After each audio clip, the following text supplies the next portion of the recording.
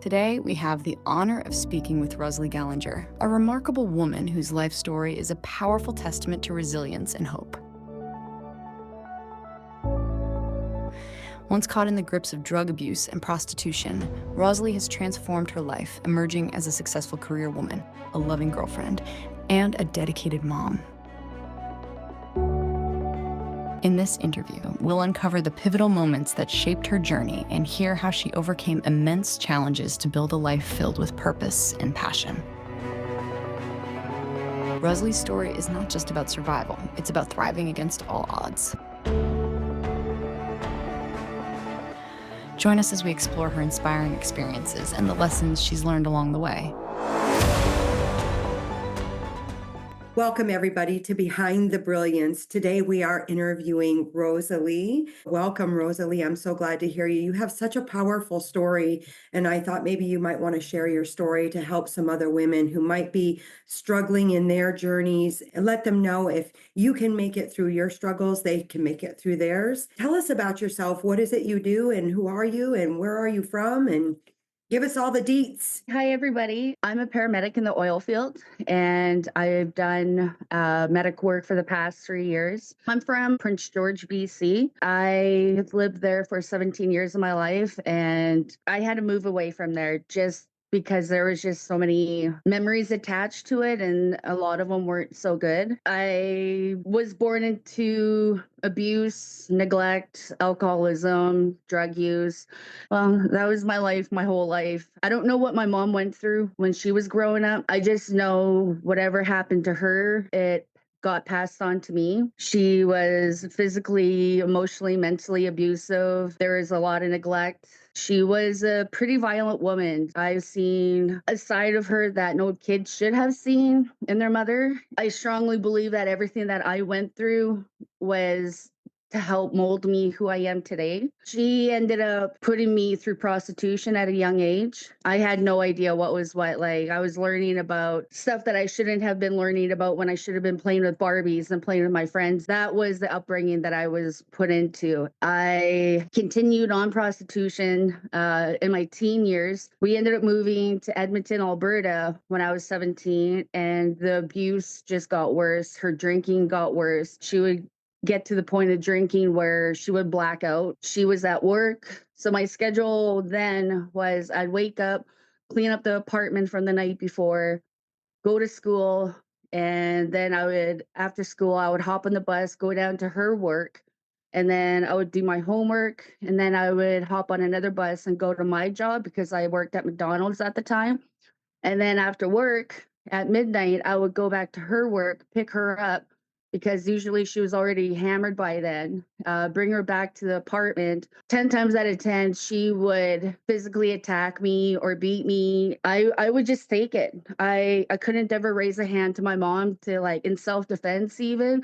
And I learned pretty quick how to restrain my mom. I would hold her until she would actually pass out in my arms. And then the next morning, I would clean up and do it all over again. My pushing point with her was she came into my room one night and she was in a blackout drunk, and she ended up putting a knife to my throat, and I was done. Like, I'm like, do it.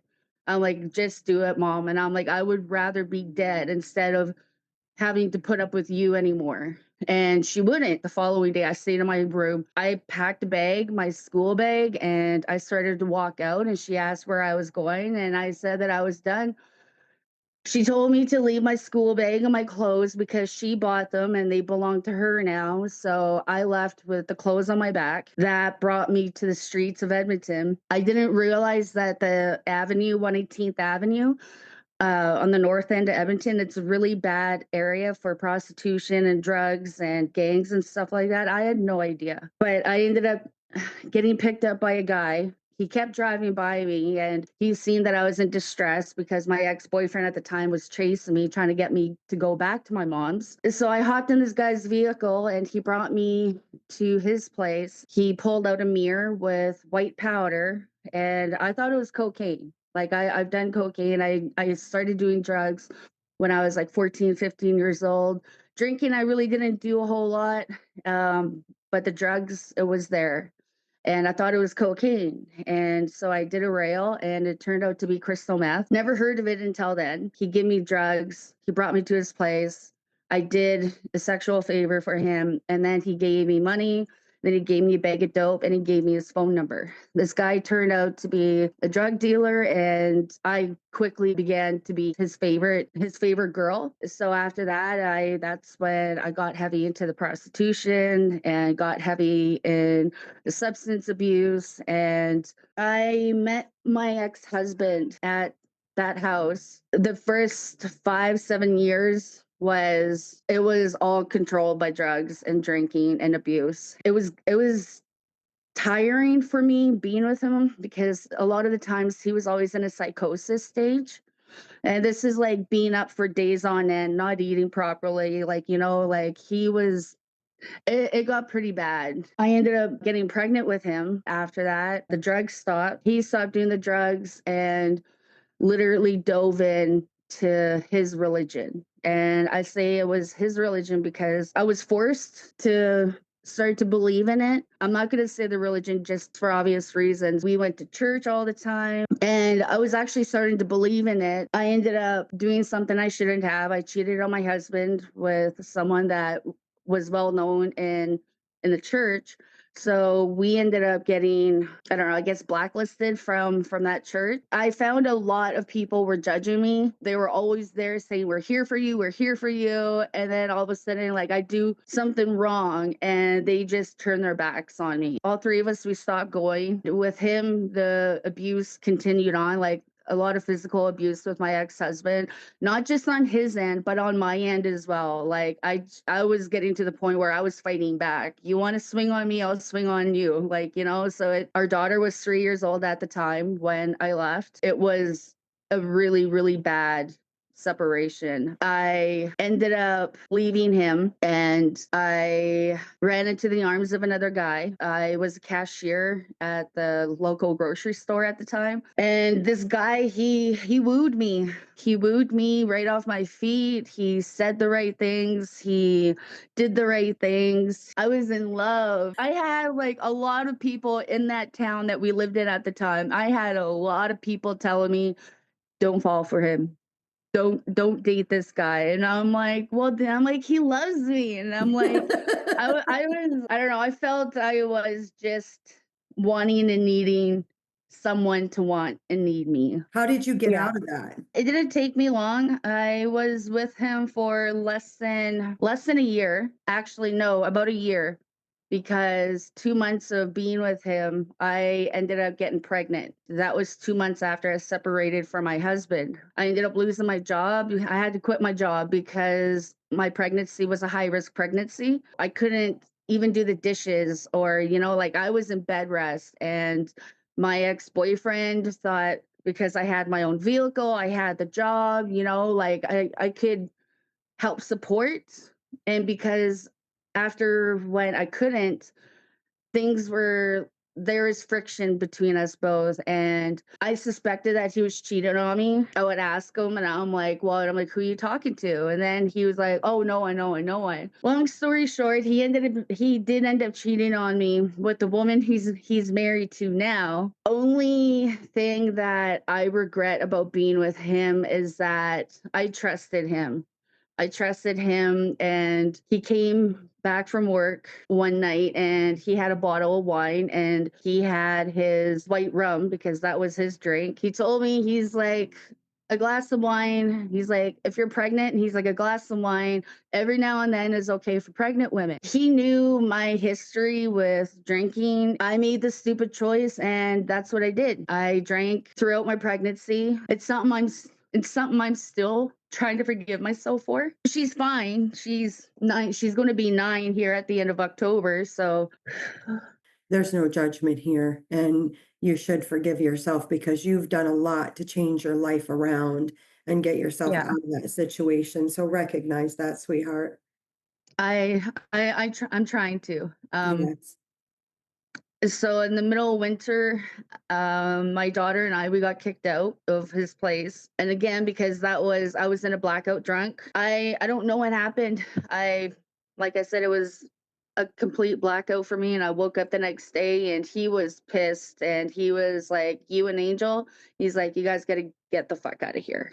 And so sorry for swearing, but he left me with a newborn baby who did she did have heart issues, like her she had a couple of holes in her heart. I had no place to go. Thankfully, one of my friends ended up taking us in. I didn't know really much about mental health. I just figured growing up that I was an angry person, that I was depressed, that like I didn't realize that there was more to mental health than just depression and anger. Really, I thought I was just like messed up in the head. My drinking continued and I would get kicked out of place after place with my daughter. And then it got to the point where social services was called. I woke up the next morning. They told me that they were taking my youngest daughter. She was going into care and that I needed to leave the place that I was staying at. My youngest daughter, she was in care for 18 months. I finally ended up getting my own place. Like, I've never had my own place ever in my life. Every piece of furniture in that apartment I worked for. I earned it. I helped people. I earned everything in that apartment. My bills were paid. I had food in my fridge. Things were going good. Like, things were going good for me. And then after I ended up messing up again, and I ended up moving out of the town that I was in. I moved to the city. I went into sober living house. I did rehab after rehab after rehab and detox centers, like about 5, 6, 7 times. I met my ex-boyfriend that was all involved with drugs. I was at the point where I wasn't having fun anymore and I wanted something else. I didn't know what I wanted, but I wanted something else. Being with my current boyfriend, he kept pushing me to get out of the city and to move. And he was like, "You need to get out of Grand Prairie. You got to get somewhere where you can be to start over. If you want us to work," he's like, "you got to get a job. You got to quit doing the drugs. You got to quit drinking." I was dating both guys. They knew about each other. We all hung out. So there was no sneaking around with that. I got my certificate, my license, all my tickets to go work in the oil field as a medic. I did good. Like, I traveled all around BC, all over Alberta, going to different job sites.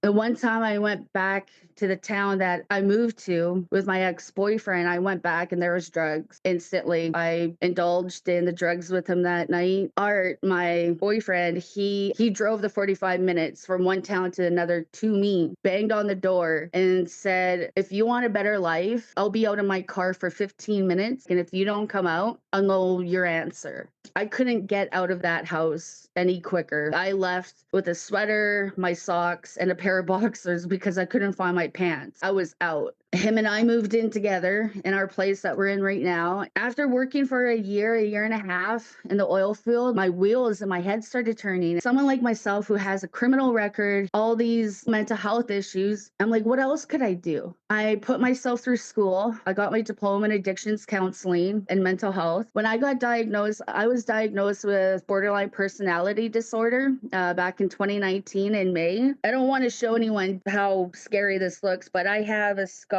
that's about this big on my forearm that took 36 staples to close. I was done. Like, I was done. And I'm still here. What changed my mind was my expectation is I'm going to take this knife, I'm going to do what I did. And I thought I was going to, like, there's going to be blood everywhere. I thought I was going to get dizzy and nauseous and sick and pass out, and then I wouldn't wake up. That was my goal.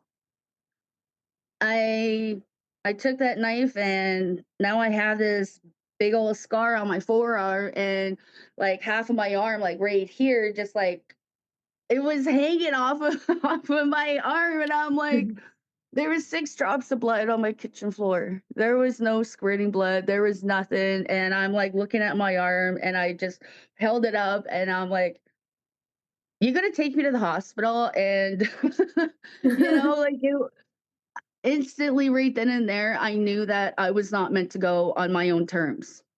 That one was a hard one for me to accept. The day that I got out of the hospital, because they had me on suicide watch for 48 hours. I hopped in the vehicle with my ex-boyfriend and he was freaking out on me and I was freaking out on him. And then there's a song from Disturbed, A Reason to Fight. That song came on. It is so powerful. I don't have an issue listening to that song, but I get teared up when I listen to it. After when I graduated and got my diploma, I wanted to get back into the oil field because I enjoyed working and I enjoyed making money and not having to stress. I started working again since then. That's where I'm at right now. You're working on your paramedics license. Yes, my EMR, my emergency medical responder. I'm working on my license for that. I got my certificate, but I'm working on my license. I appreciate you being vulnerable enough to share your story. And I think it's an inspiring story that will help many others and to tell your truth, because a lot of us, we have truths, but we can't tell them. And when we tell those truths, we allow others to be okay with what their truth is. So we help them move forward. So I thank you so much for your vulnerability and your openness and willingness to share your story, because it is hard. And if nobody else has told you, I'm extremely proud of you. I'm extremely proud of where you've come from, that you were the generational trauma breaker that said, it stops right here. I'm done. This is enough. And that you chose something better for yourself, for your children, and you move forward. And you've even had visitations with your children recently, haven't you? I have more of a connection with my oldest daughter. She's 15 now. She's been over like here for a month for summer. We've had her for New Year's Eve. I talk to her on a daily basis, and I have been alienated from my youngest daughter. I'm lucky enough to get one picture a month via email. When my boyfriend and I, when we move back to Alberta, I'll be stepping foot in courts and getting my visitations and hopefully eventually get her back. It's been a long process. I just want to ask anyone else, if you have a story that you want to share, and if this story touched you, feel free to reach out. You do a lot of TikTok. The best place to reach me would be on Facebook. My name on there is V Rosie, one word, V Rosie Gallinger. You have a TikTok. People can see Tommy. Tommy is who? Tommy is a raven. I have quite the connection with birds. I was having a really bad day, and this raven just comes and sits on the hood of my work truck. It was just the sense of peace that came over. And so that if they want to support you, they can come onto TikTok and watch you there and find out more about you. Thank you so much. Thank you for your vulnerability. Thank you for your willingness to share your story. Thank you so much. And if you'd like to share your story here on the Foxy Freya at Behind the Brilliance, reach out and let us know. We'd love to share your story and inspire others to let them know that they can overcome their challenges as well. Thank you for joining us today, and we look forward to our next visit.